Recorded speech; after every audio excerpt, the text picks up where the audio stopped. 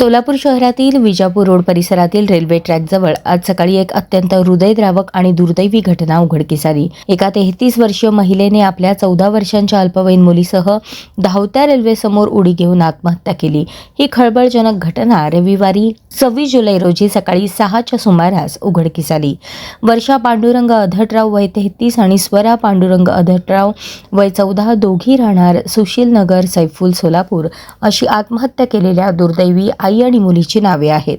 Police सूत्रांकडून मिळालेल्या प्राथमिक माहितीनुसार सोलापूर ते टिकेकरवाडी रेल्वे ट्रॅकवरील इलेक्ट्रिक पोल क्रमांक 458/3C जवळ रविवारी सकाळी 6च्या सुमारास दोघी आई मुली अत्यंत गंभीर जखमी आणि बेशुद्ध अवस्थेत आढळून आल्या।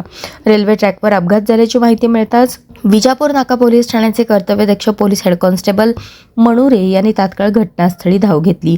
पोलीस हेड कॉन्स्टेबल GS मणुरे यांनी वेळ न दवडता दोघींनाही तातडीने उपचारासाठी छत्रपती शिवाजी महाराज सर्वोपचार रुग्णालयात दाखल केले, मात्र वैद्यकीय अधिकाऱ्यांनी तपासून उपचारापूर्वीच त्यांना मृत घोषित केले। या घटनेमुळे सुशीलनगर आणि संपूर्ण सोलापूर शहरात हळहळ व्यक्त होत आहे। शोककळा पसरली आहे। आई मुलीने हे टोकाचे पाऊल का उचलले याचे कारण अद्याप अस्पष्ट असून या प्रकरणी विजापूर नाका पोलीस ठाण्यात नोंद करण्यात आली आहे। पोलीस पुढील तपास करत आहेत।